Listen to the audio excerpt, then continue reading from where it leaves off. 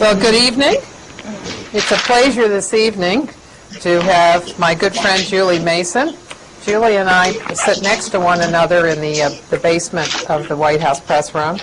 At one point, Julie was sitting on the right of where I sit, and now she sits on the left. So changed news organizations, but not a lot changed. Still down in the basement. Yeah. But a great place to be and to observe White House operations. I like to think it's like the movie Platoon. You know how the goody two-shoes were upstairs in the bunker, and then like the cool guys were down below ground? That's what the White House basement is like. Well, yesterday there was a reporter who hasn't been around for a while who came back, a television reporter, and was saying that she tells people what wonderful camaraderie there is. And I think that camaraderie particularly exists in the basement. Definitely. Yeah. And they were doing some filming yesterday morning, and the reporter who did his piece several times, he would come down the steps and he said, "Now we're entering a dark and dingy area." So I meant intellectually. So I finally said to him, "It is not dingy." It was dark, but it was flooding, as I recall. It was damp. Yeah, so that's true. Fortunately, he wasn't there when the flood came. Well, Julie is a reporter for the DC Examiner, Washington Examiner, and she has been a reporter for the Houston Chronicle as well from Houston. She worked in Houston and then has worked in Washington at the Chronicle and then moved to the Examiner. Can you tell us about how you got to the White House and where did you start? And journalism, what was appealing to you then, and how do you find it now? I always wanted to be a journalist ever since I was very young. My mom had wanted to be a journalist, and she was not allowed because in her generation in Natick, Massachusetts, young women didn't become journalists. They became teachers, nurses, or some other thing that was appropriate for women. So from a very young age, she'd always pushed me towards journalism, and so it was always a goal that I had growing up. I never wanted to be anything else. And I started out as a clerk in the Washington Bureau of the Dallas Morning News. This was when I was still in college, and clipping papers, making coffee, getting lunch for the other reporters, which is something that they would never ask a clerk to do now, but I guess in the 80s it was sort of anything goes. And I always had my eye not on the White House, but I always thought it looked kind of cool. And my bureau chief at the time covered the White House, and he made it look kind of fun, and he made it seem fun and not something that was so very serious that it was unattainable. Of course, I knew I'd have to pay my dues, and that's what I did. That's how I got to the White House. I worked my way up in journalism through covering local political beats, and then state politics, and then national politics. I covered a couple presidential campaigns. And then after I covered John Kerry's 2004 campaign, by then I was here in Washington. Then I got assigned to the White House. So I've been covering the White House since right after the 2004 campaign. At first I covered it for the Houston Chronicle, which is a paper I worked at for 20 years. And then I got laid off in October, which is what happens these days in journalism. And I got picked up right away by the Washington Examiner, which has been an interesting experience. But they're great, and they're serious about covering the White House. And they recently sent me overseas with the president, so I have no complaints. I have a job. Yes, the basement where we sit has just been decimated. Decimated. Baltimore Sun gone. Yeah. Chicago Tribune, seriously scaled back. Yeah. Houston Chronicle, well, their White House reporter got laid off. Media General. Media General dissolved. Cox Newspaper Bureau dissolved. Yeah. And there hasn't been much that has taken their place. We have a few more bloggers at the White House, but that's not the same as having a newspaper bureau and with a reporter assigned. So it's been sobering. It really has. What do you think the impact is going to be at the state level with not having Washington Oh, it's operation. terrible. You look at Copley News Service, which broke the Randy Duke Cunningham stories. Their bureau shut down. So it's that tough coverage of local delegations. You think of the Texas delegation to Congress. I mean, they're all about half crazy, and they deserve constant, full-time monitoring. And there's just a couple reporters still doing that. So it's very, very sad. There's going to be a great loss of public watchdogging. I mean, the world probably has enough White House reporters, but in terms of local coverage in Washington, it's just disastrous. Yeah, and it really has changed greatly. One of the things that you do that I should have mentioned right at the start, in addition to your work with the Examiner, with print, is that you're very comfortable with new media. You do television. You do a lot of MSNBC. Yeah. And, God bless MSNBC. And then you also did blogging for the Houston Chronicle, and now doing for the Examiner, the Examiner as well. That's the thing, as a newspaper reporter, you can't just do your story for the paper anymore. You have to file one version to the web, and you got to blog some stuff, and then you got to go on TV and do radio, and then you have to write your story for the paper. It's usually it's your last priority of the day. So we're all multitasking now, and it's a survival thing. Although it doesn't save anyone's job, it does. I don't know. It just feels like what you have to do now. Do you find that that your reporting is better because of all the different types of things that you do? Definitely. When you're working on one story a day or a couple stories a day, you can really get tunnel vision. But doing all these other things kind of keeps your mind snapping in different directions. And there have been plenty of times where I've done a hit on TV about something, and then I thought, and TV picks the topic. They'll say, can you come on and talk about the torture memos? And something in the questioning will make me think of a story that I'll then do for the paper. So, and it all ties in together, and then that could lead to a blog post, and et cetera, et cetera. So it all becomes one, but it becomes more massive, more complicated. But I just think it keeps your mind much more nimble. Yeah. Well, yesterday you started with radio. I remember you said Yeah. When did you go on radio? I did. There's this great radio show I love in New York called The Takeaway that's on public radio in New York, but the show is on at 6 a.m. So I have to get up at 5 and go down to the Christian Monitor. Christian Science Monitor has a great radio studio that they use for various things, and I did the show from there. It's on at 6 in the morning. And then I went home and slept for like a couple more hours, and then I got up and went back into the White House. Yeah. What kind of stories have you been working on in the last few days? Well, I did a story for today's paper about how many czars Obama has in his administration. These are people who don't require Senate confirmation. They don't have to be confirmed by anyone. They have an enormous amount of power. Usually they have the president's ear, but they don't have the accountability of, say, a political appointee, someone who does have to go through that process. And I did just a piece about how many he has, more than a dozen. By some estimation, 18 or 19, but I think he has about 16-ish. And just how there's a concern about all this unchecked power and what their influence is, and just things like that. And that was kind of a fun story. We try to go a little bit, not off the news. I cover Spot. I covered Obama's first cabinet meeting yesterday. But then the czar story kind of grew out of that. It was like the cabinet members, like, yeah, whatever, but he's got all these czars. So we kind of try to do a little different take on the news. Yeah, because his first cabinet meeting is very late. Right. Bush's first cabinet meeting was within the first week of his presidency, and most presidents do that. They have at least a symbolic cabinet meeting. And you could say on the one hand maybe he was waiting until everybody was confirmed, but everybody isn't confirmed. That's right. Sebelius. That's right, Sebelius, yeah. Right, hasn't been, and then Vilsack was on the road. So it's kind of hard getting everybody together. It's been such a fractured process. I don't even feel like I have a good handle on this cabinet. I don't even think I could name them all at this point. I mean, I could if I really put my mind to it, but it's just been such a process, and one step forward and two steps back for him, and the cabinet really hasn't emerged. It's all policy is still from the White House out.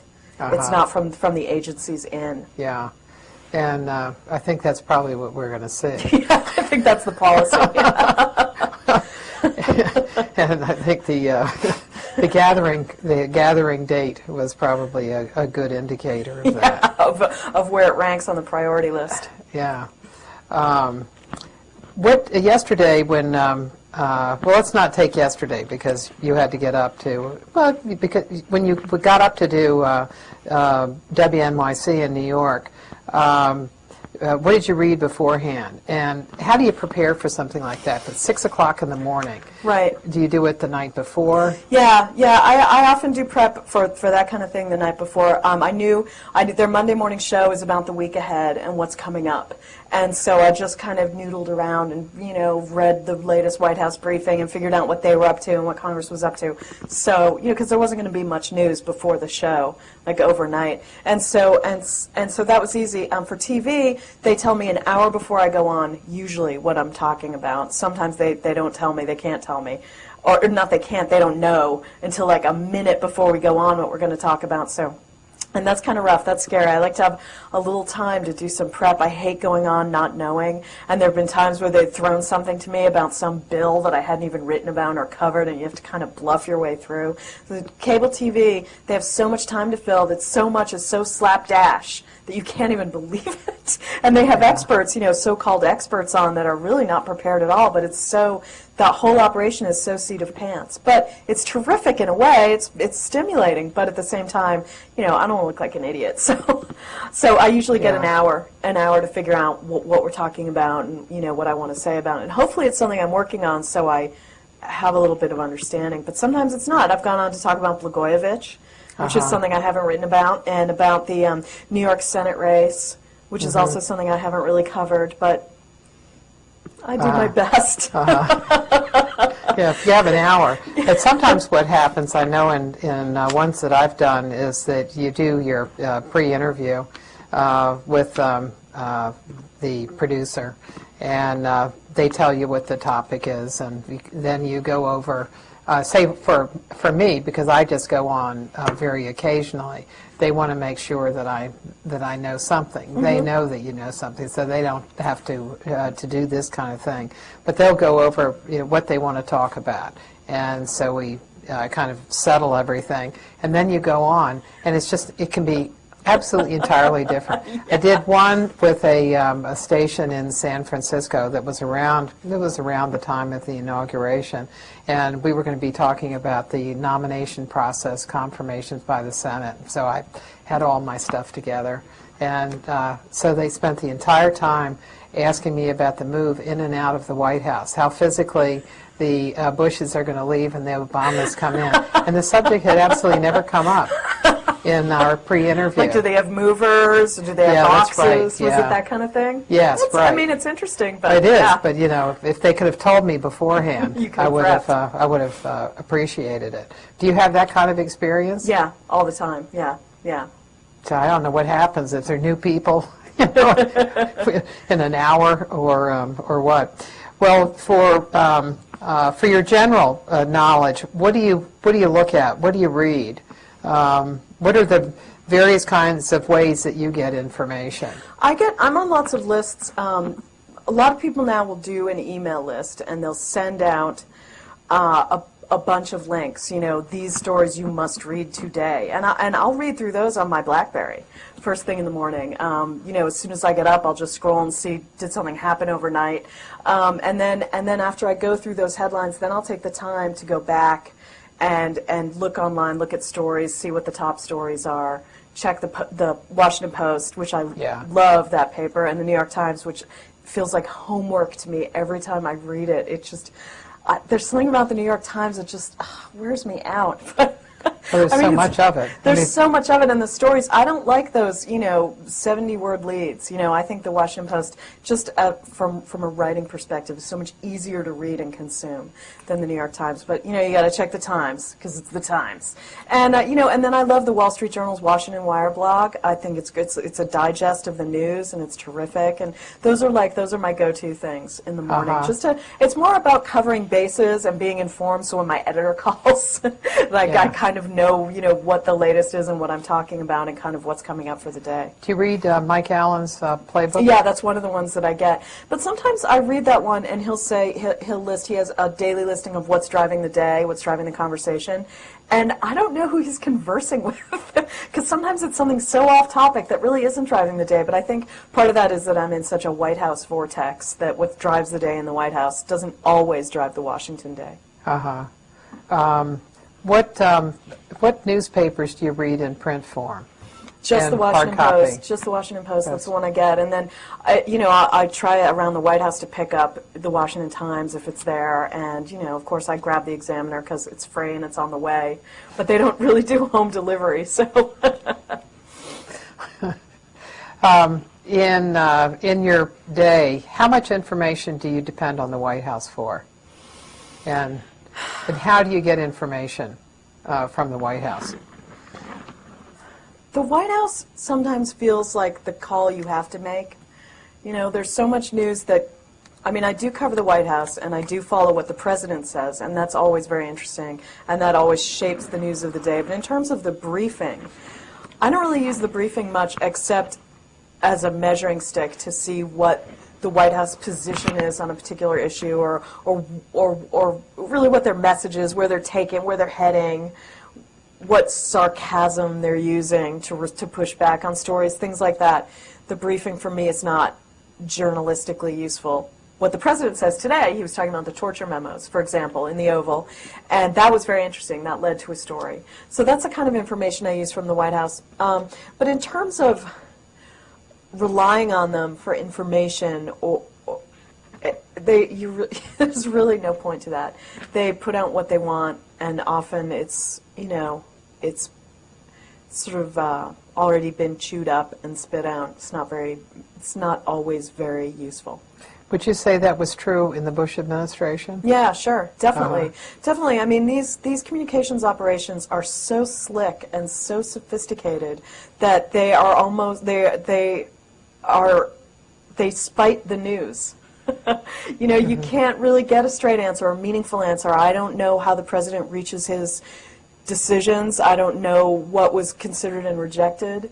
You just don't really get much other than what they dole out, which is usually not. It doesn't have a lot of depth or texture or deep meaning. Do you think that their commitment to transparency during the campaign? No, it's farcical. It doesn't apply to news. I was going to say, do you think that is going to put them in a position where they're going to have to provide more? Here, what they did with the torture memos is they released the decision-making process. They took it from the consideration of what kinds of alternatives they had through the adoption of a policy to its implementation. And if they can do that about previous administrations, you could make the case, why can't they do that with their own decision making? Do you think that there's going to be pressure for that, or do you think I don't think there's going to be pressure because I think they can say, when we talk about transparency, here we release these memos and we're being transparent. We are being open and transparent about how we feel about these torture memos, and we have released them, whereas the previous administration would not. But when it comes to their own, like the waivers people sign if they were lobbyists and they're now in the administration, we've never seen those. There's been lots of requests for different documents or different pieces of information this White House won't produce because it doesn't suit them to do so. And I don't think there's ever going to be much public pressure for any White House, especially an incredibly popular president, to respond to the demands of journalists, because they will just simply demonize reporters, which is what all administrations do. So there's never public support behind journalistic inquiry, except when it becomes something like the war in Iraq now. Now there is, but a few years ago there absolutely was not. So it just depends.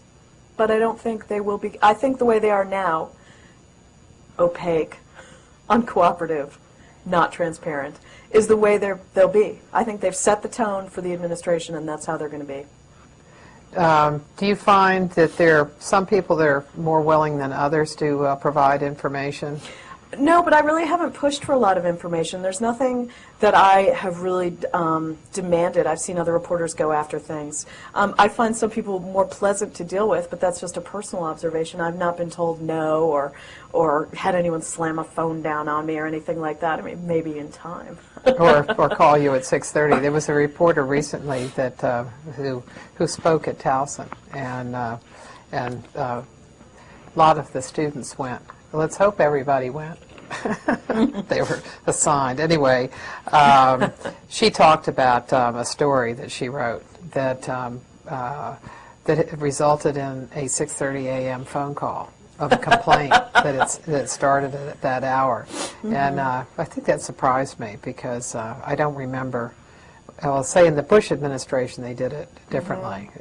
They did they did calls, I think, probably within calling hours. Yes, within normal business hours, definitely. And emails, and lots of emails. I think one of the things that's happened with emails is it's provided an opportunity when they've gotten upset with a story to just immediately respond, hit send, and they sometimes do so. But from a scholar's point of view, those emails that they send are presidential records. Yes. So at least we can track that. Well, what scares me is some of the emails I sent them might also be part of the permanent record. That's true. So tomorrow's scholars will be wondering what I meant by that and the use of inflammatory language. But what surprises me about that is that Obama is so popular still, especially with Democrats. What has he got, like 90% in the Democratic Party, something like 67% overall. And so disdainful of reporters. Why do they care so much what people write? Because obviously it doesn't affect his standing, his popularity. Well, your standing in the Washington community can have a corrosive effect. So, for example, let's say that Jimmy Carter was popular with the American people, but within the Washington community, especially when he started on the water projects, there was a feeling that he really didn't know what he was doing, that he couldn't pick what priorities he had and couldn't wrap them together in any way, that he was taking a lot of different things that were just simply not linked. And that ultimately went down to the public. That's interesting. And he also failed to have a group of people within the Washington community who would say, oh, I know you're wrong about your judgment about the president, and the president really knows what he's doing because I've seen him in this situation. And so I think with Obama, they want to make sure that they have those kinds of people. Which again is so interesting because they so disdain the Washington establishment and complain about it and mock it, and yet they want to be of good standing within it. So it's interesting. Do you, when you're thinking about your role as a reporter, what do you think that your goal is? Is your goal is it representational in a way that you are representing the public, that you're a surrogate for the public, that the public can't come and ask questions? Right.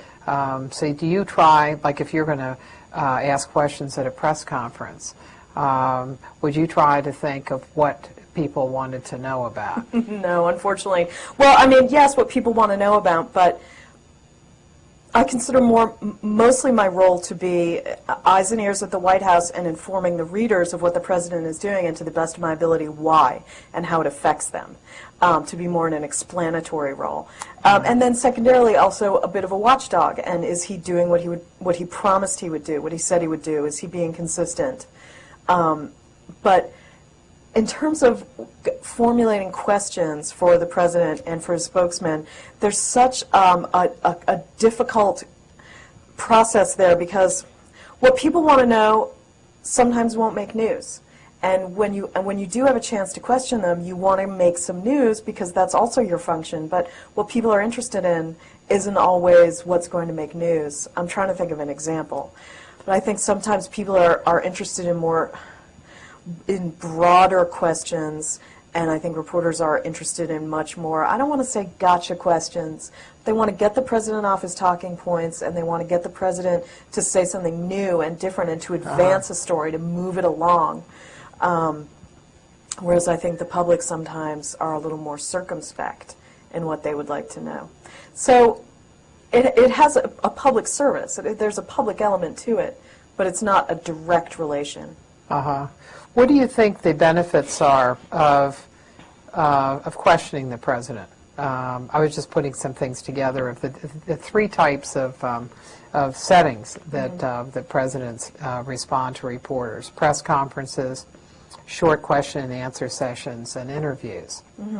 And The short question and answer, would you mean like that, like a pool spray? yeah, Yeah. right. So in a session where, let's say, like today with King Abdullah, and that he's going to take some questions as they're seated in the Oval Office, that only a pool can go in because not everybody in the press corps can, and so those sessions have been normally.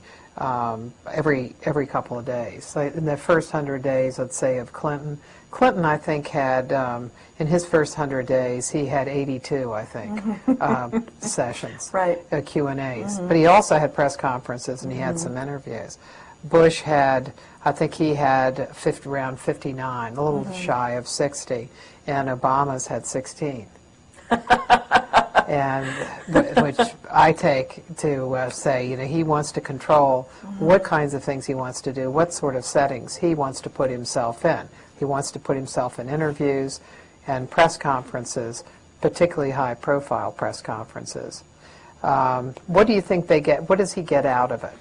Of say, the press conferences, things that are high-profile. Well, both times he's used them to highlight something that was important to him. The first one was the stimulus package, and he wanted to talk about that, and he knew he was going to get questions about that. They game out what he's going to get asked. And so the stimulus, that was number one. And then the second one, I believe, was the budget, wasn't it? Yeah. It was a budget, and he wanted to really highlight his budget and really put forward his own vision and do it through a press conference. And he knew that doing it at night in the East Room has a formality and a seriousness and a sort of a consequence. It gives it real event status. Whereas Bush hated those press conferences. As you know, he hated those nighttime press conferences. He would never give us a long lead-in time because he felt that journalists, given like too long to think about it, would come up with these thespian-like questions. We'd get all rancid. The questions would be like 10 minutes long and build, and and that we'd get all show-offy, which that was kind of true. And he liked to kind of spring it on you at the last minute. So there'd be times when I'd be in bed in the morning and I could hear my pager going off, and I'd look at it and it would be like press conference at the White House in 30 minutes. So I'd barely have time to get dressed and get down there, let alone formulate a question for the president, and that's what he banked on, and he loved that. He loved that element of surprise. And Obama has taken a completely different direction with press conferences and giving us like 4 days notice and things like that, and it really does give it such a sense of occasion. Yeah, well, he's in such a different position. Number one, because of the crisis in the economy, but also there's an enormous appetite for him. Yes, people just want to know and see him, and so you have the news organizations, television, willing to give up an hour of their programming. And that's a lot of money. Right, and there were some that I had read that were very upset about it. They had to preempt American Idol and some other shows, and they were not pleased. Yeah. Some sports events, didn't like it. I'm not sure how much longer he can do that. I mean, certainly while he's still popular, but 2 years from now, I don't think we're going to be seeing those. No, I think he understood that he can do it probably at the beginning. Yeah, for sure. So he's had those two, and then he also had a speech in I think it was in February. Right, the pseudo address to the nation. Right. Yeah. Right. I mean the pseudo State of the Union. Yeah. Which goals? He talked about the economy. But one thing I want to mention about those pool sprays, like today in the Oval Office, when there's only a few journalists who have a chance to ask the president, they are very mindful of asking things that can be of general use. They're not going in there and asking a question that they need for their story. I mean, there's a real mindfulness, it's a very collegial mindset among the reporters who are in the pool to go in and ask the president questions that are timely, that are general, that other people can use, and also that will create news, but it's not just for them. You know, they're not going in and asking like a little internecine question that no one else can use the answer to. And I think that's an important facet of White House coverage, is that we do get so few bites at the apple that there's a real sense of collegiality about it. That the president is not anyone's possession, that we all have to work off the same limited amount of information from the White House.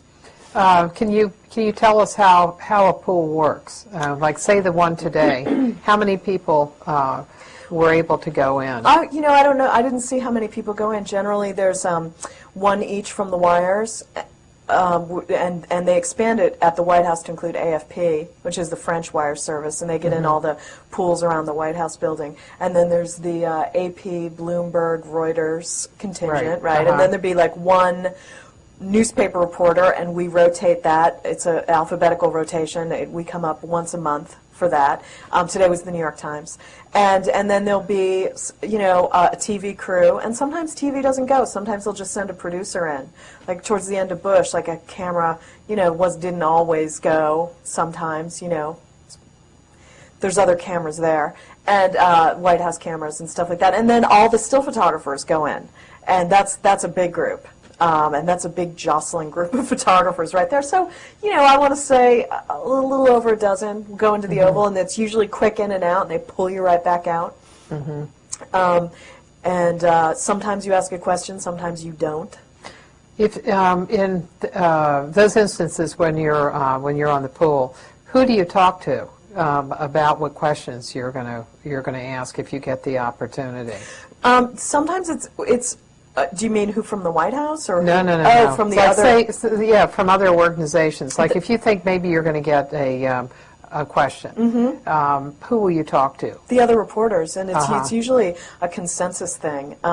We do talk and decide, and like I've had other reporters in those situations come to me and say, "Look, it looks like you're going to get a question. I'm not telling you what to do, but could you ask him, if you don't have something better, could you ask him about the Middle East, or could you ask him what he's going to do about this or that?" And you always, or I always do. I mean, that's what you do. And a lot of times there's a lot of obvious questions to be asked, and sometimes you just have to ask the obvious question, and so you just proceed. And you don't try to get fancy with it. It's like, this is the only shot we have all day of asking him a question.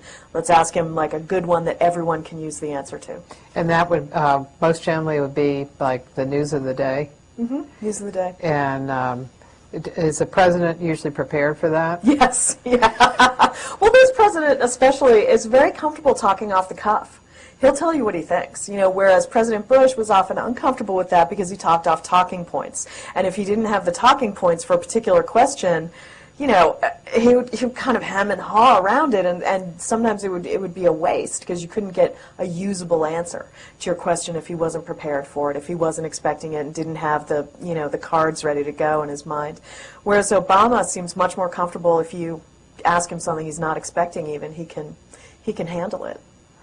Did you cover the campaign at all? No, a little bit. I was busy getting laid off, so I was.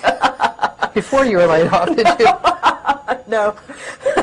That was the whole thing. I was getting laid off during the campaign, so I didn't have a chance to cover Obama. Yeah.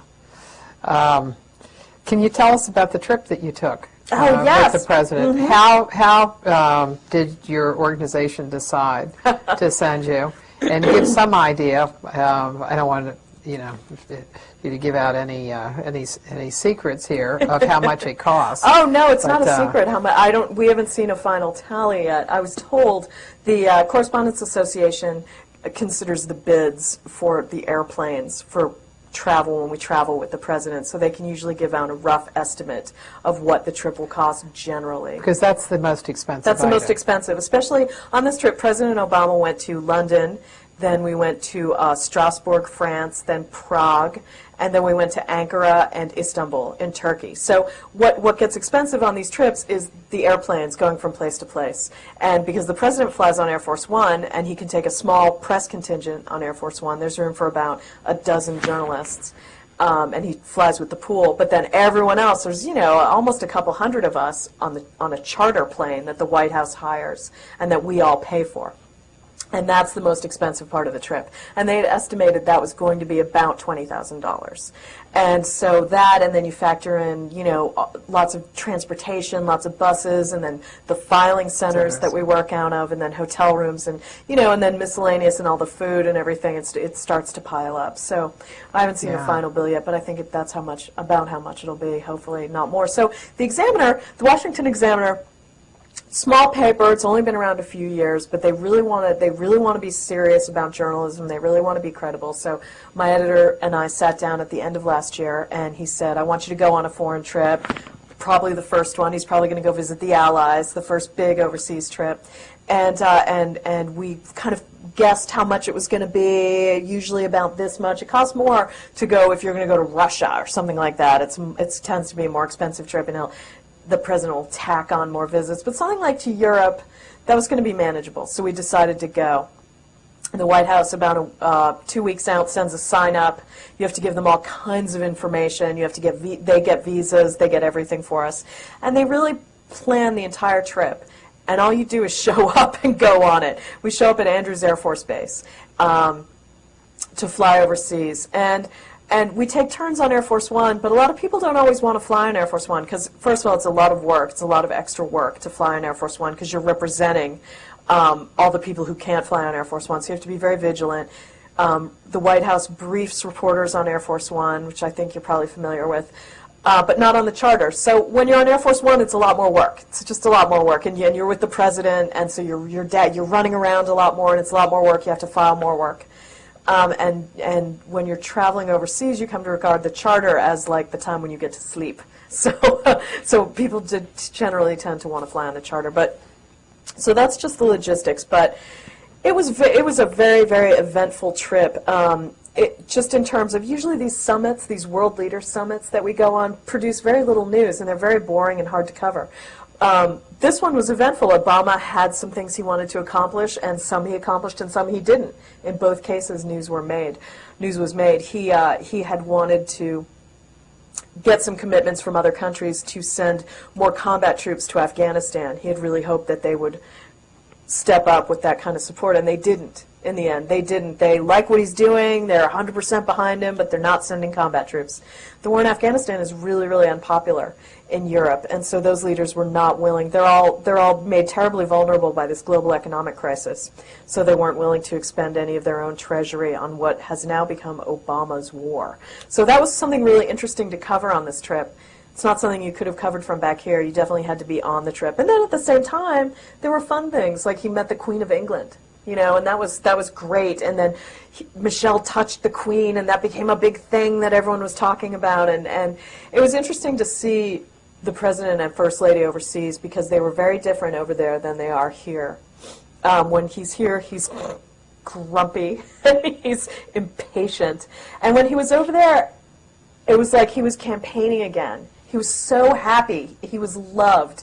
And he was not being questioned or challenged. Congress was a million miles away. We weren't even that close to him. He was so happy, and you could see it in his gestures were very broad, and people were crazy to meet him, and screaming crowds. And Michelle Obama, who can be a little tough here, she's doesn't have a lot of real warmth, but when she went over there, she was extremely demure, and she was very ladylike and soft and almost kind of shy. And people were going crazy for them. And we were kind of laughing, saying, well, they're not like that at home. How did you decide what stories you were going to do? What can you do beforehand? Beforehand, you get a pretty good, rough idea of the president's schedule, of what he's going to do on every single day, who he's having meetings with, where you're going to be. You get a sort of a preliminary schedule.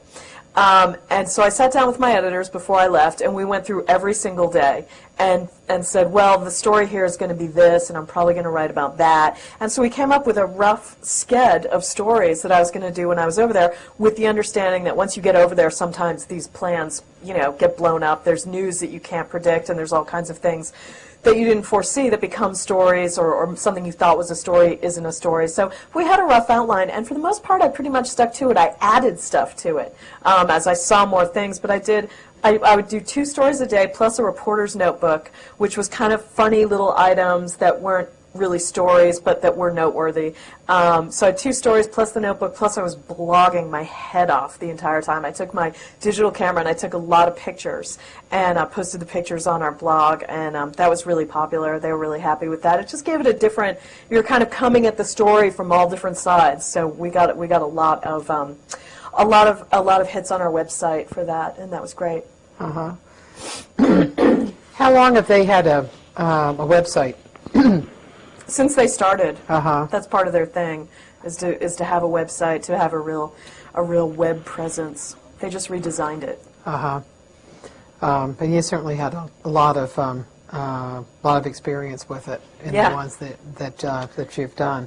It seems to me that in the time that I've been watching people at the White House, watching reporters work, that the job has become much more difficult because it is such a longer day instead And of there's one much more story. in it. Yeah. It's dealing with video as well as the blogging as well as the print. Do you find that does that lead to? I'm not just saying with you, but but in the blogs that you read, do you think that leads to immature stories coming out? Definitely, I do, because there's so much pressure to, as soon as something happens, slap it on the web. Like, you don't have time to check to make sure if it's true or not, or to run down some more sources or get someone on the record. It's just slap it up there and try to get as many eyeballs on it, and then either flesh it out later or something. But I think it does lead to some pretty crappy journalism, and it's true. All these different things that we have to do, this is something that we talk about a lot at the White House among the press corps, is like, instead of just doing one thing well, a lot of us feel like we now do 4 different things not very great, not that well. So we're so scattered and the day is so short. And so in addition to trying to produce on all these different platforms, we're also trying to spend as much time in the presence of the president as possible. So, if he has a speech off-site and we go to that, that's 3 hours gone out of your day, when you could have been blogging or working on your story or going on TV. And, Right. So it's really hard to get eyeballs on the president as much as possible and do all the work you're expected to do. I'm not whining about it. I'm just saying that there's so many demands on your time that you end up doing everything sort of halfway rather than just one thing very well. Uh-huh. And that's too bad, because there's so many talented journalists at the White House. Yeah. I noticed in President Obama's case, they bring the reporters in, like say he's going to have an event in the East Room, and he brings them, they get brought in early, even before the audience comes. Oh my God, And, yeah. And It's- so you're there, and then he has a tendency to be late. He is so late. It drives me bananas. He's really late, and for example, his last press conference, we had to get there, I think, at 6:30, and the event didn't start till 8. He had to be on time then because it was the networks, and he was not going to keep the networks Yeah. waiting. But for a routine event at the White House in the East Room, yeah, he'll show up half an hour late, and he never apologizes for it. And I wonder, it could be 2 things. It could be his staff just not being able to keep him on Right. schedule, or maybe he just doesn't care about other people's time. And he never apologizes, he never acknowledges his lateness, but he is so often late, and it just throws everything out of whack. I think in the case of that press conference, when they told people the last entry was going to be 6:30 for the 8 o'clock press conference. What ended up happening is that people said that they were going to bring in water, and they were going to bring in snacks, and so there was an announcement that we weren't allowed to bring in either, no water, no snacks, and so then after that, then they said, and there must have been complaints, that the last call was going to be at 7:20, and so they finally Relented. relented on that. I watched that press conference from the newsroom because of our deadlines. That's another problem Yeah. with these late night news conferences, is that if it starts at 8 and it wraps up at 9 and you get back to your desk at the White House by 9:15, then you might have 15 minutes to write a story. which is not really enough to do justice to a presidential press conference. So I and some other journalists had to watch it from our newsrooms, watch it on TV and file that way, which is a difficult way to do business, because you want to be there. There's so much more you get from being present when he speaks rather than watching it on TV. There are a lot of reporters that don't come to the White House, that cover the White House, but are not there. Although that was much more a feature of the last year of the Bush administration than Journalists now. in absentia. Yeah, out on the campaign trail. What do you get by coming to the White House that people who try to do it from their desk in their office miss? There's just a lot more to be picked up around the White House, even though we can't roam the West Wing, but just bumping into administration officials in the driveway, hearing what other journalists are saying and working on, going to the briefings, just being present, you get much more of a sense of the White House and its energy and its dynamics. When you try to do it off campus, it's really hard, and you never really feel like you're getting the full story. I mean, there's some days when I work out of my newsroom and I don't go into the White House. Today was one of those days. And I felt very disconnected from what was happening there. I felt very out of touch with what was happening, and I didn't feel as confident of what I was writing as I would have if I had sat there all day and just been present at the White House. So that's a little thing. But I do think that that you can cover the White House without being there every day, but I think that there's something a little bit lacking if you don't go there fairly often. Some understanding. And part of it, too, is relationships. Relationships, yeah. That you don't meet the people in the lower press office, which would be where the deputies and the assistant press secretaries are, and who can be helpful to you.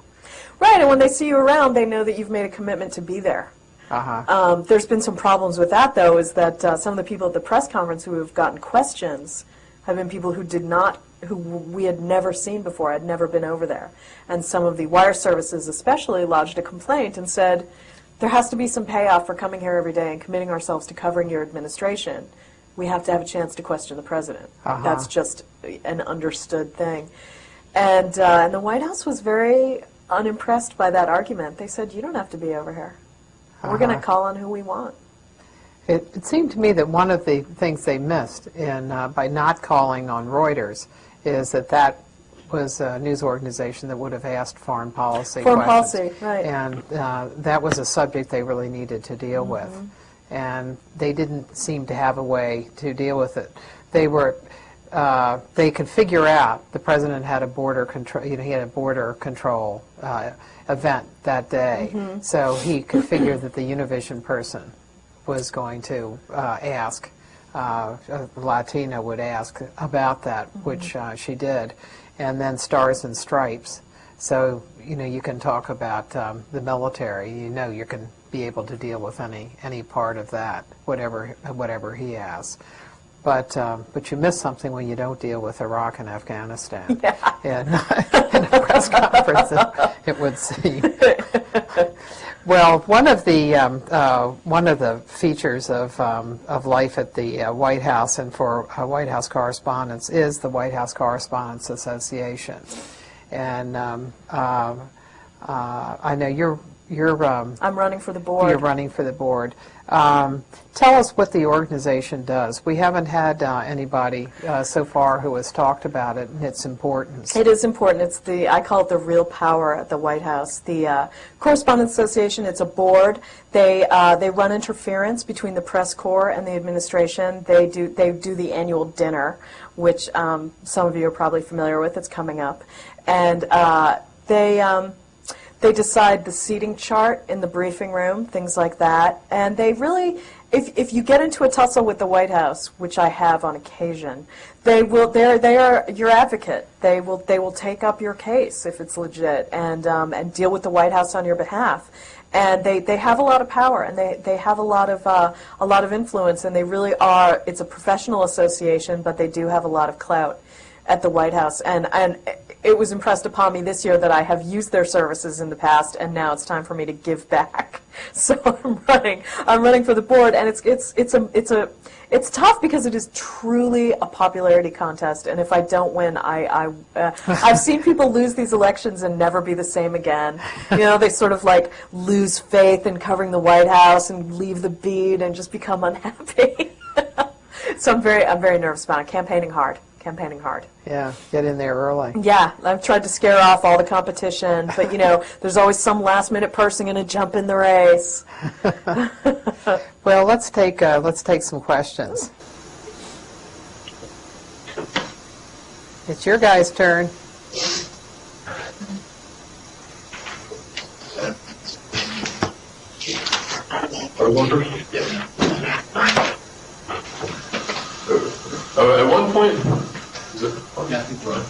At one point you said that what would drive the Washington, D.C. news would not necessarily be driving the White House. Can you explain that a little more and give an example or two? Let me think. Of an example.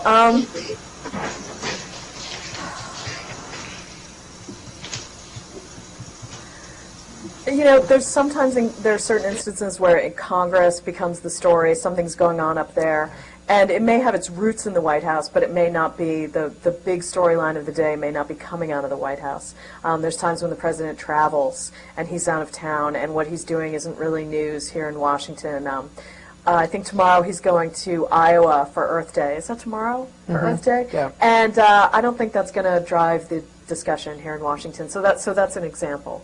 That's what I was talking about. A lot of times, especially when the administration is new, what the president is doing does drive Washington, especially because the Republican Party right now doesn't have like any really strong leadership. It doesn't have a real strong voice to counter the high-profile Obama administration. So it ends up that the White House does drive the agenda, but there are cases when that doesn't happen. Yeah, it might be that sometimes the economy is the issue for the public around the country, but on a particular day it may be like, say, Senator Leahy was holding hearings a while back about a truth commission.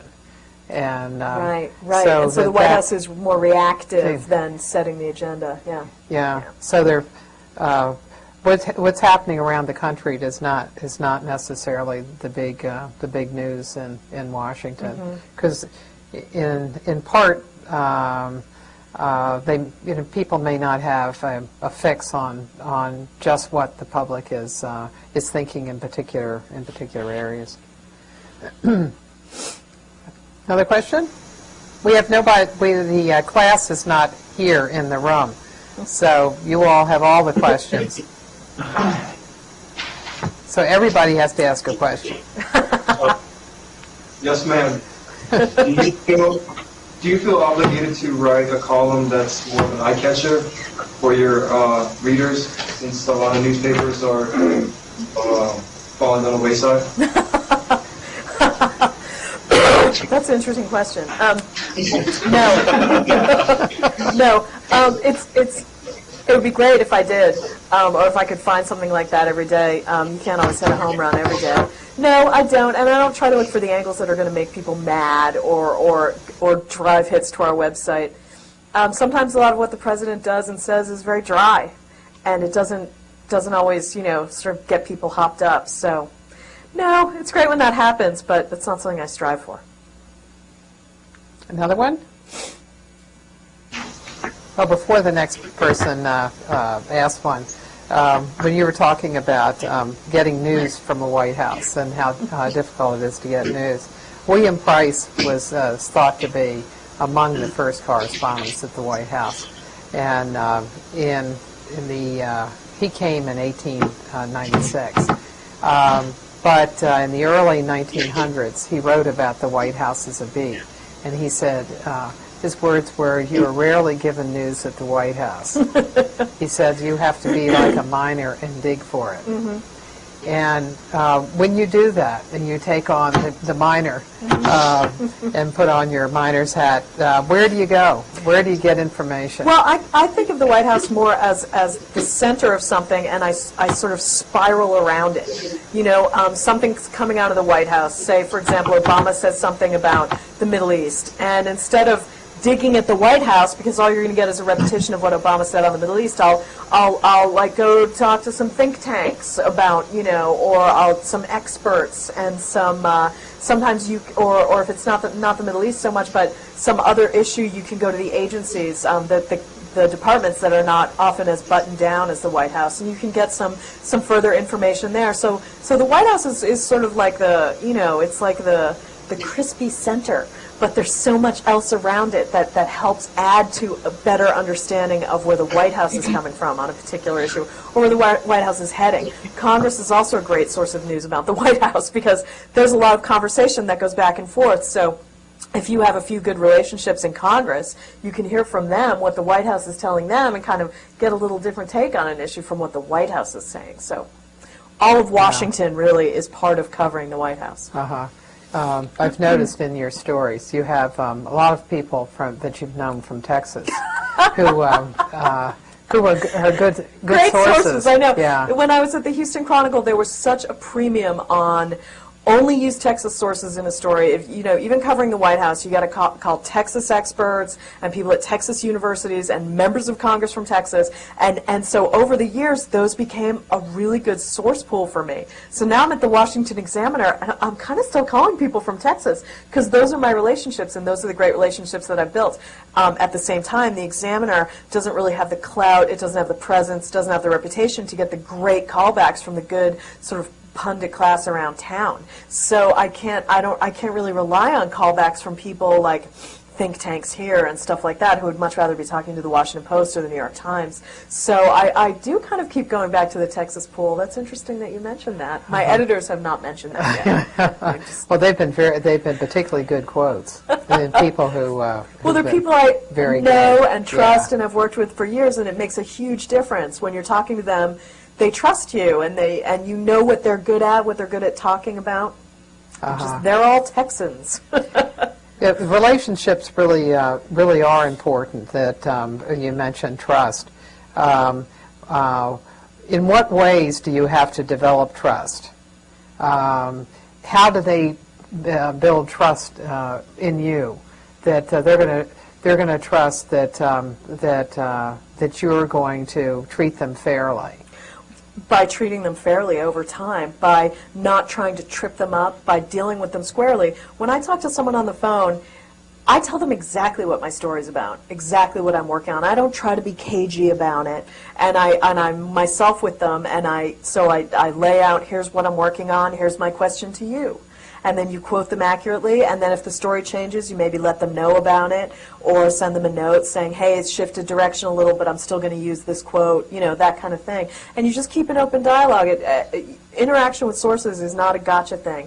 In order to build trust, you have to make them part of the process, because it's scary. Even if you're a pundit, to put your reputation in the hands of a journalist you don't know. You never know how that's going to turn out, and so you have to develop these relationships over time. Yeah. No, that's very true. Somebody else? I think, Roger, there might be a question there. No? Oh, you wrote it. Okay.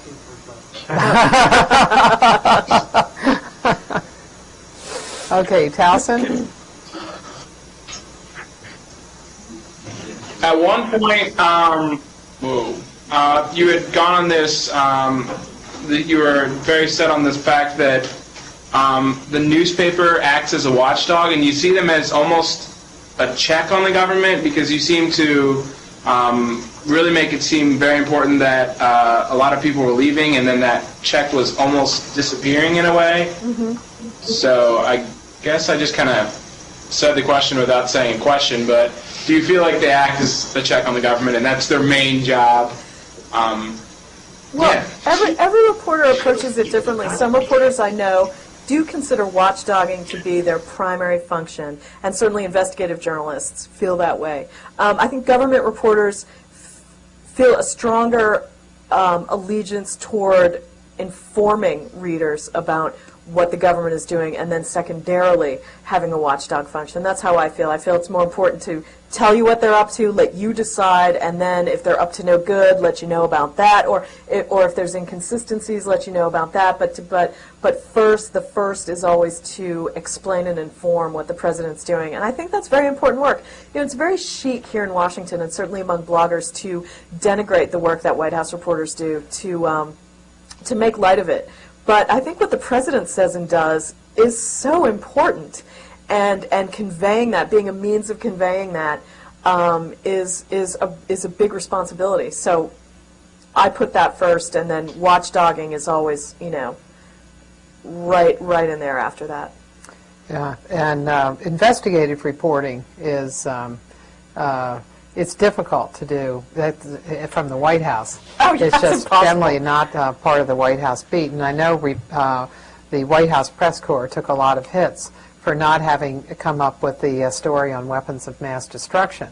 But the reality is that the mission that White House reporters have is very different, and they're not in a place where they can to dig up that kind of information. Right, that's just not the job at all. Right, and so you have investigative reporters like, say, Walter Pincus and Dana Priest, who have long-standing relationships within the intelligence community, which is what it takes because that relationship of trust.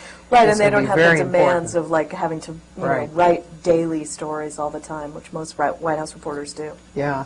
You were talking about bloggers and their criticism. There was a piece this weekend in the Washington Post about the irrelevance of the White House press corps. Written by a blogger. Yeah. Right, it was Anna Marie Cox had a piece in the Washington Post, a short little piece about, like, let's get rid of the White House press corps. All they do is passively receive news. And her proposal was, hey, when the president talks about the economy, send your Treasury reporter or a business writer. Or when the president talks about foreign policy, send your State Department reporter. Well, my paper doesn't have someone at the State Department. We don't have anyone at Treasury. Lots of papers don't anymore. It's just not even feasible. You have to have White House reporters. It's absolutely essential to democracy to have people who are willing to check and challenge and watch the president. It's essential, and the thought that we should be cavalier about it or just blow it off because it's hard and they don't tell us much is very undemocratic to me. I didn't like that, but like I said, it's very insouciant among bloggers to be flippant about White House coverage. It's a hard job. It's damn hard. It's a hard job to get, and then once you get it, it's a hard job to do with any credibility. So, Yeah. that's all. Okay. Not that I feel strongly. Not that I've given it thought or feel strongly. Yeah, I know. It's just people tend to not understand what it is that covering a White House involves. Or who a White House reporter Reporter is. is. People often ask me about Tim Russert. Did I see him much? Like, no, he didn't cover the White House at all. Yeah. Nor has Sam Donaldson for many years. Yeah. Another question? There we go. You just mentioned how difficult it is for what you do. I mean, how difficult is it for a paper like the Washington Examiner, which I'm assuming is smaller, to compete with papers in D.C. like the Washington Post and like the Washington Times? Well, the Washington Times is a little different. I'll take the Washington Post as an example. If someone has, it's impossible to compete against them. I mean, they have like 5 people covering the White House. And plus, if someone in the administration had a big scoop they wanted to drop somewhere, they are not going to give it to the Washington Examiner. For maximum impact, all big scoops must go to the New York Times, the Wall Street Journal, and Washington Post. So you just have to take the whole idea of getting big exclusives or these special interviews or a major sit-down with the president before a big speech. You just have to take that off the table when you're anyone other than those 3 papers. So it is tough to compete, but Well, when I said it was hard, what makes it hard is that there's such a range of issues that we cover. You know, one day it's Social Security, the next day it's foreign policy, the next day something else, and you have to get up to speed really fast, and it's never the same day twice. And it's always very challenging, and it's very high pressure, and it's a lot to understand and process. So, and also you're not getting a lot of help from them. You're not getting a lot of your questions answered. You're not getting a lot of assistance. And so it's very challenging in that way. But in terms of competing, at the White House, there's so few opportunities to get an exclusive or to get a big story. Where the competition comes in is writing it very well or having a different take on it or doing a very nice job on a story. And so that's where we compete with each other, on having a good beat on things or seeing something before someone else does, seeing something come down the road or something more like that, rather than trying to worry about, like, the New York Times has some big exclusive, why didn't the Examiner have it? It's just not a consideration. How do you know whether they've read your stories? Sometimes they'll make little remarks about it. Nothing major. Obviously, the Examiner isn't a hugely important paper to the Obama administration. The opinion writers at my paper are very, very critical of this administration, and one of the things that my editors want me to do is write very straight, very fair, not have any sort of slant at all. They want our reporting to be very credible. So the Obama administration hasn't always liked what I've written, and they haven't always treated me great, but I haven't gotten any screams, and I think that if I'd written the same stories in a bigger paper, I would have. But they don't. They're not to the point now where they take the Examiner seriously as a major threat to Obama's stature as a president. Uh-huh. I don't think many papers have that cachet. Uh-huh. Okay. Question? You're at a smaller newspaper now. Do you find yourself able to act differently because of that? Say, before you had just spoken a few seconds ago about being critical of the administration, I was going to ask whether you where you acted differently and tried to please them more so you could get that scoop. But I guess I'm never going to get that scoop. Trying to please them is Can you act differently? Oh, sorry. Do I act different? Yeah. Well, when Can you act differently even? Yeah. Sorry. It is different because when I was at the Houston Chronicle, it was very hard to criticize President Bush because our readers of the Houston Chronicle loved President Bush and they thought he was a terrific president. So there was a lot of pushback from management about writing very critical stories about the president, even as his numbers tanked, even as the war went bad for him. It was hard to get those kinds of stories in the paper. At the Examiner, it's very different, and they don't want to slant on stories. They want stories to be straight. But if a story is critical of the president legitimately and can be supported, then that's very welcome. So it's different. It's a very different experience covering the president for the Examiner, and I feel it has a lot more integrity than it did at the Chronicle, where there was a lot more concern about how readers were going to react to stories. They didn't want boycotts. They didn't want advertisers losing their mind. They just wanted, they didn't want to upset the readers because it became a very bottom line concern for the paper. At the Examiner, there isn't that concern at all, and so it sort of frees up my journalism. I feel less constrained, which is interesting. And it's a tabloid, so my stories are much shorter, which I also find an interesting challenge. Do you find that that they become less colorful in a way because you have to you're dealing with a lot of No, just facts. the opposite because it's a tabloid, and my editors keep telling me to try to have a little more fun with it. Try to use zippier language and try to use more colorful language. Whereas when I was writing for the Chronicle, I was so concerned I had more length in a story, so I was concerned about getting more sources, packing more information in. Now I have a much smaller box and I can fill it with more brightly colored objects. So it's much more fun. I find it much more fun to write for tabloid style papers.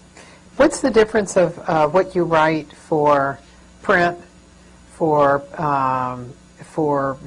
the web, and what kinds of subjects you would use for video?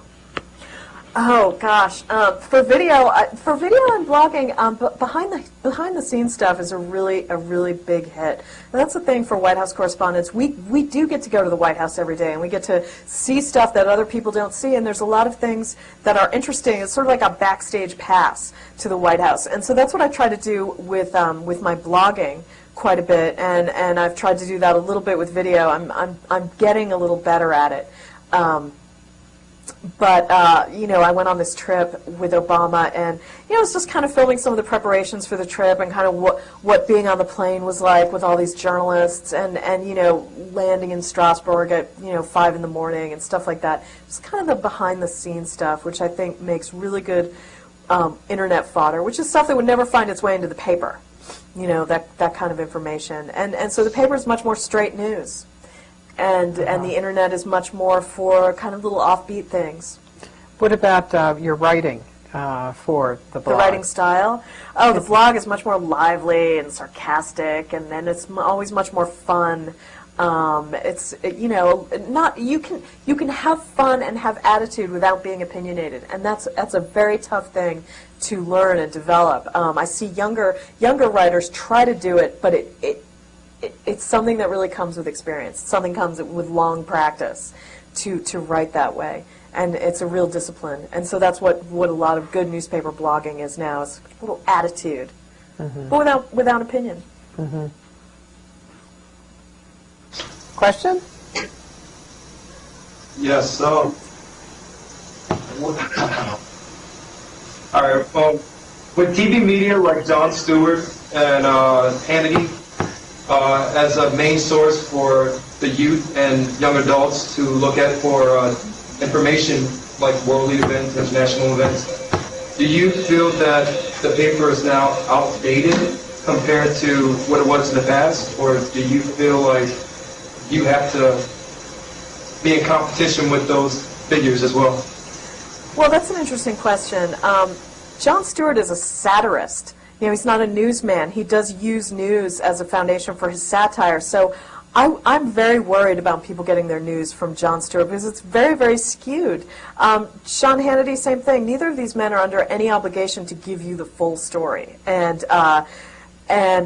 nor do they. So I don't consider it competition. I consider it a supplement. But what worries me is that people are using it as a substitute for following news.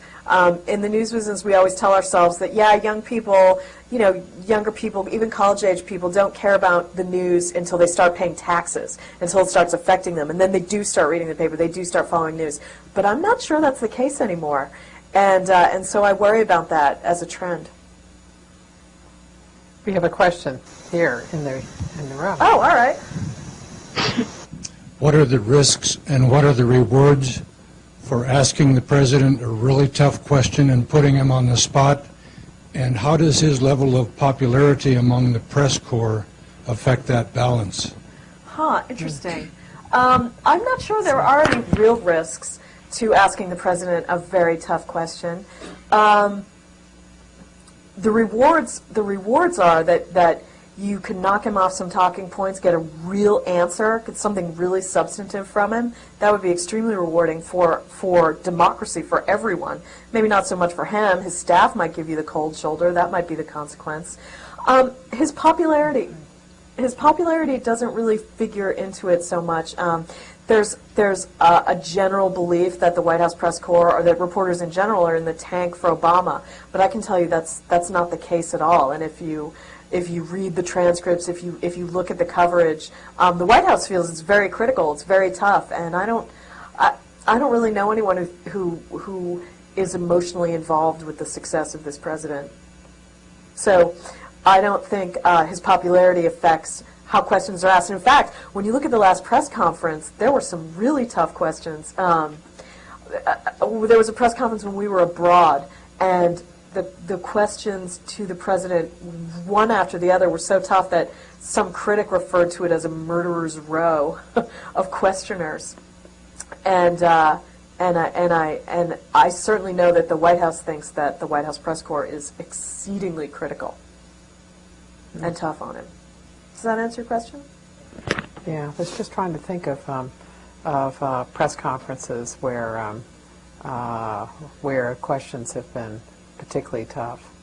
Well, do you remember when he snapped it at Ed Henry? Right, That was funny. No, but when we were overseas and there were questions to him about you didn't get what you wanted on Afghanistan, and you didn't get this, and you didn't get that, and No stimulus packages. no stimulus packages from Right. there, and he finds it frustrating. He is very professorial, and he doesn't like to be challenged or called out. He thinks that reporters are. He seems to think that reporters are not substantive and lack stature and standing. He doesn't like to be criticized, and it comes out, I think, in his answers. And that has been a hallmark of every president. Woodrow Wilson is the first president to hold open access press conferences that had a large number of people, and he was very critical.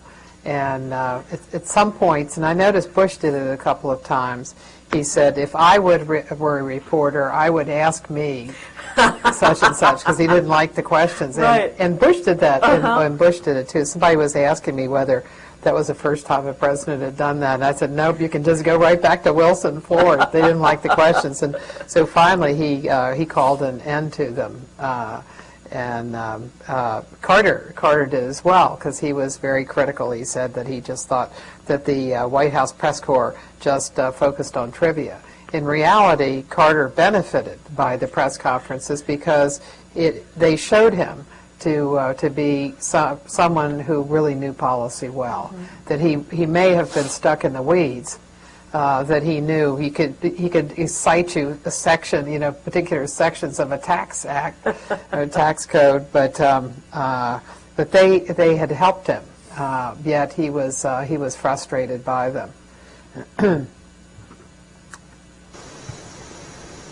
you have another? Okay. Well, you can work on it. Roger's going to have to come up with one. Okay, Towson? With the growing, dwindling number of newspapers and the actual, economy and stuff, and the fact that a lot of newspapers are actually closing down, do you feel like the government may step in and try and bail out newspapers? And do you feel like that's appropriate for the government to be bailing out a supposed check on the government? Yeah, no, I think that's terrible. John Kerry is having hearings on that, and I just think I don't know anyone who thinks that's a good idea. That's just a terrible idea. Last thing you want is the government meddling in newspapers, although they are dependent on newspapers. There's a mutual dependency, but I think that would just be awful. I mean, a lot of newspapers have bad business models, and people don't want what we're giving them, and something's got to give. But I don't think government bailout is the answer. In an earlier time period when newspapers were having difficulties, Congress passed legislation that allowed them to print together, that it wouldn't be a violation of antitrust. Mm-hmm. So you can really go back to the beginning of our country and find with postal considerations, newspapers are allowed to be sent through they were allowed to be sent through the mails at a cheaper rate. Well, in the First Amendment too. Yeah. But there are a lot of things that government has done over the years. Aspect, yeah. Mm-hmm. That they have seen the stake that we have that's expressed in the First Amendment. So what do you see as an answer? Say in 10 years, what do you think will happen to news organizations, newspapers in particular? It's hard to say. I mean, I see a grim future, the rise of niche publishing. Some of my most talented friends in journalism have gone into what we call niche publishing, newsletters that focus on specific issues that are for subscribers, and that kind of journalism, which is still thriving, but general newspapers have died out. I see a lot of niche publications arising, even like Politico, like that model. So they just cover politics, but they don't really worry about the policies so much. and they seem to be doing well. So, and then newspapers, regional newspapers, they just seem to get worse and worse. In big cities like Milwaukee and Detroit and places like that, it just seems to be no money. So you think they get worse, and then you got to rely on the big three, Wall Street Journal, Washington Post, and New York Times to, keep it real. But it's just hard to see where this goes, and it doesn't seem to be going anywhere good. Yeah, and you look even at the Washington Post now that we're getting is just a shadow of what it was even a year ago. Right, and what perplexes me is how people are gleeful about this and like, yay, we killed another paper, and these journalists are so arrogant, and man, I hear it, and I kind of get where they're coming from, but I think it's so wrong-headed, especially when it comes from bloggers who are so dependent on news content for to make their blogs go. So, yeah. So, do you think that that some kind of tax or fee is going to be the way to do it? You mean like on the internet? On the internet? I don't know. I mean, once you start giving it away for free, it's hard to go back and retroactively charge. I think people now are used to the idea that news is free and they don't want to pay for it. And the Examiner is trying its own model. Our paper is free, our web content is free, and it's paid for by advertising. And it's all paid for by advertising and by our owner. And that's a model that may come into existence. You see some papers are going to home delivery just a few days a week and becoming more of a web enterprise. That seems to be a trend, but I don't really see why people would pay for the Dallas Morning News online. I don't see that. I think that would probably lead to more citizen journalism, which is a trend that I think is not great for journalism. You need professionals doing journalism. This is a profession. It's not a hobby. It's not a partisan pursuit. It's a profession. And citizen journalism is no substitute for real journalism. What are the steps that, say, when you and your editor have worked on what you're going to write about, and then you do when you send it in, what kind of professionals are there back at the newspaper? Like, talk about the copy editing, editors, all of those people that we don't see, but who are very important. Very important, and they really protect the integrity of the product. And it makes it so noteworthy when you see a mistake in a story, because you know how many people that story went through. There's my editor, an editor behind him, then the copy desk, and someone writes a headline, and there's a lot of people who keep their hands on a story before it gets published. Mm-hmm. For example, this past weekend, the Washington Post had its op-ed page was published twice. It was published Saturday and Sunday in a lot of papers in the early editions, and that's just not something you expect to see. Right. One of the things that's happened is that you just don't have the same kind of copy editing that you once had. There was, not so long ago, there was an article, an op-ed piece about Scott McClellan, who we both knew, that was on the op-ed page of the Washington Post, and his name was misspelled. The entire piece, his name was misspelled, never spelled correctly. Right. And these are some of the casualties of the cuts in newspapers. Yeah, it's terrible. But it surprises me that there aren't more mistakes. In newspapers. You think there's a couple hundred stories a day in most major newspapers, and most of them are done without error, and they're clean, and the headlines are right, and that's the daily miracle. So when we lose people, we're definitely losing quality, in addition to the quality of reporting. Yeah. Roger, do you have one? No. Okay. Well. Yeah. Nope. Good. Earlier, you commented on the level of transparency in communications from this new administration. I'm concerned about some of the things I understood you said. Is the press reporting in such a way that this lack of transparency is exposed and greater transparency will be rewarded? And are there other moves that can be made to bring about greater transparency in White House communications? It has gotten some attention. The first thing that happened when this administration came into office was their very first briefing, before Robert Gibbs ever got to the podium. They had an off-the-record, off-camera, not-for-attribution briefing by senior White House officials about Gitmo. And we sat in the briefing and were only allowed to refer to these officials as senior administration officials. We couldn't identify them in stories, which a lot of us, I don't quote people I can't name. I don't use that. I mean, I might listen to it and hear the information, but I can't quote something like that. And this was a major shift in U.S. policy, and the administration wanted to do it off camera and away from, being named and accountable. And that was really tough, and that got everyone's alarm went off at that. And then on this trip that I just went on with the president overseas, again, we got a lot of briefings from people who wanted to be referred to as senior administration officials. In some cases, they weren't. They were mid-level administration officials at best, talking about what the president was doing and what the president was saying. And again, it was information of limited value. The president was doing very real, very important work, and they wouldn't tell us about it, and they wouldn't go on the record about it. And these were things that are important to America that they were just not sharing. And certainly that got a lot of attention. I don't think the media complaining about it will change those policies.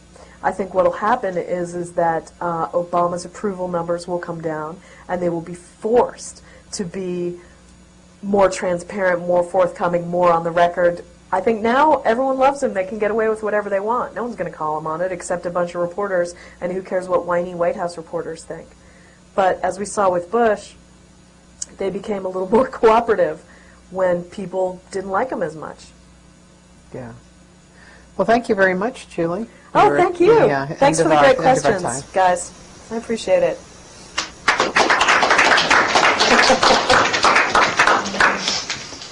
Thank you. She was nice.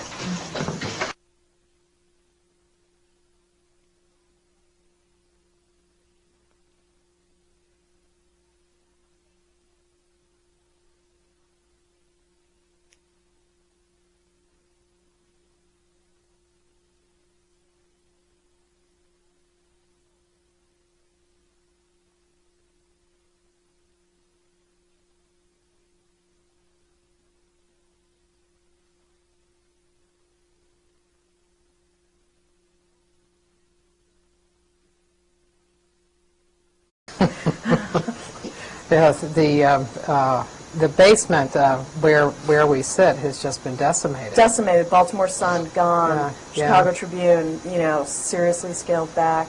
Yeah. Houston Chronicle, well, their White House reporter got laid off. Media General. Media General dissolved. Cox Newspaper Bureau dissolved. Yeah. And there hasn't been much that has taken their place. We have a few more bloggers at the White House, but that's not the same as having a newspaper bureau and with a reporter assigned. So it's been sobering. It really has. What do you think the impact is going to be in at the state level with not having a Washington It's operation? terrible. You look at Copley News Service, which broke the Randy Duke Cunningham stories. Their bureau shut down. So it's that tough coverage of local delegations. You think of the Texas delegation to Congress. I mean, they're all about half crazy, and they deserve constant, full-time monitoring. And there's just a couple reporters still doing that. So it's very, very sad. There's going to be a great loss of public watchdogging. I mean, the world probably has enough White House reporters, but in terms of local coverage in Washington, it's just disastrous. Yeah. And it really has changed greatly. One of the things that you do that I should have mentioned right at the start, in addition to your work with the Examiner, with print, is that you're very comfortable with new media. You do television. You do a lot of MSNBC. Yeah. God bless MSNBC. And then you also did blogging for the Houston Chronicle, and now doing for the Examiner, the yeah. Examiner as well. That's the thing, as a newspaper reporter, you can't just do your story for the paper anymore. You have the accountability of, say, a political appointee, someone who does have to go through that process. And I did just a piece about how many he has, more than a dozen, by some estimation 18 or 19, but I think he has about 16-ish. And just how there's a concern about all this unchecked power and what their influence is and just things like that. And that was kind of a fun story. We try to go a little bit, not off the news. I cover Spot. I covered Obama's first cabinet meeting yesterday. But then the czar story kind of grew out of that. It was like the cabinet members, like, yeah, whatever, but he's got all these czars. So we kind of try to do a little different take on the news. Yeah, because his first cabinet meeting is very late. Right. Bush's first cabinet meeting was within the first week of his presidency, and most presidents do that. They have at least a symbolic cabinet meeting. And you could say on the one hand maybe he was waiting until everybody was confirmed, but everybody isn't confirmed. That's right. Sebelius. That's right, is Sebelius, still, yeah. Right, hasn't been, and then Vilsack was on the road. So it's kind of hard getting everybody together. It's been such a fractured process. I don't even feel like I have a good handle on this cabinet. I don't even think I could name them all at this point. I mean, I could if I really put my mind to it, but it's just been such a process, and one step forward and two steps back for him, and the cabinet really hasn't emerged. It's all policy is still from the White House out. It's not from the agencies in. Yeah, and I think that's probably what we're going to see. Yeah, I think that's the policy. And I think the gathering date was probably a good indicator of that. of where it ranks on the priority list. Yeah. Yesterday when well, let's not take yesterday because you had to get up to because when you got up to do WNYC in New York. What did you read beforehand? And You have to file one version to the web, and you got to blog some stuff, and then you got to go on TV and do radio, and then you have to write your story for the paper. It's usually it's your last priority of the day. So we're all multitasking now, and it's a survival thing. Although it doesn't save anyone's job, it does. I don't know. It just feels like what you have to do now. Do you find that that your reporting is better because of all the different types of things that you do? Definitely. When you're working on one story a day or a couple stories a day, you can really get tunnel vision. But doing all these other things kind of keeps your mind snapping in different directions. And there have been plenty of times where I've done a hit on TV about something, and then I thought, and TV picks the topic. They'll say, can you come on and talk about the torture memos? And something in the questioning will make me think of a story that I'll then do for the paper. So, and it all ties in together, and then that could lead to a blog post, and et cetera, et cetera. So it all becomes one, but it becomes more massive, more complicated. But I just think it keeps your mind much more nimble. Yeah. Well, yesterday you started with radio. I remember you said yeah. When did you go on radio? I did. There's this great radio show I love in New York called The Takeaway that's on public radio in New York, but the show is on at 6 a.m. So I have to get up at 5 and go down to the Christian Monitor. Christian Science Monitor has a great radio studio that they use for various things, and I did the show from there. It's on at 6 in the morning. And then I went home and slept for like a couple more hours, and then I got up and went back into the White House. Yeah. What kind of stories have you been working on in the last few days? Well, I did a story for today's paper about how many czars Obama has in his administration. These are people who don't require Senate confirmation. They don't have to be confirmed by anyone. They have an enormous amount of power. Usually they have the president's ear, but they don't. Well, good evening. It's a pleasure this evening to have my good friend Julie Mason. Julie and I sit next to one another in the basement of the White House press room. At one point, Julie was sitting on the right of where I sit, and now she sits on the left. So changed news organizations, but not a lot changed. Still down in the basement. Yeah. But a great place to be and to observe White House operations. I like to think it's like the movie Platoon. You know how the goody two-shoes were upstairs in the bunker, and then like the cool guys were down below ground? That's what the White House basement is like. Well, yesterday there was a reporter who hasn't been around for a while who came back, a television reporter, and was saying that she tells people what wonderful camaraderie there is. And I think that camaraderie particularly exists in the basement. Definitely. Yeah. And they were doing some filming yesterday morning, and the reporter who did his piece several times, he would come down the steps and he said, "Now we're entering a dark and dingy area." So You I meant finally, intellectually. so I finally said to him, "It is not dingy." Nor was it dark, but it was flooding, as I recall. It was damp. Yeah, so that's true. Fortunately, he wasn't there when the flood came. Well, Julie is a reporter for the DC Examiner, Washington Examiner, and she has been a reporter for the Houston Chronicle as well from Houston. She worked in Houston and then has worked in Washington at the Chronicle and then moved to the Examiner. Can you tell us about how you got to the White House and where did you start? And journalism, what was appealing to you then, and how do you find it now?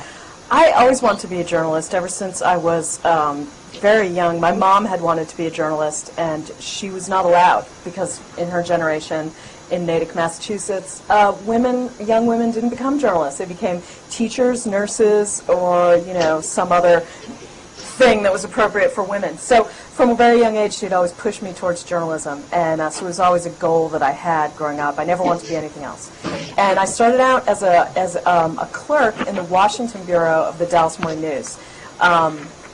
This was when I was still in college, and clipping papers, making coffee, getting lunch for the other reporters, which is something that they would never ask a clerk to do now, but I guess in the 80s it was sort of anything goes. And I always had my eye not on the White House, but I always thought it looked kind of cool. And my bureau chief at the time covered the White House, and he made it look kind of fun, and he made it seem fun and not something that was so very serious that it was unattainable. Of course, I knew I'd have to pay my dues, and that's what I did. That's how I got to the White House. I worked my way up in journalism through covering local political beats, and then state politics, and then national politics. I covered a couple presidential campaigns. And then after I covered John Kerry's 2004 campaign, by then I was here in Washington.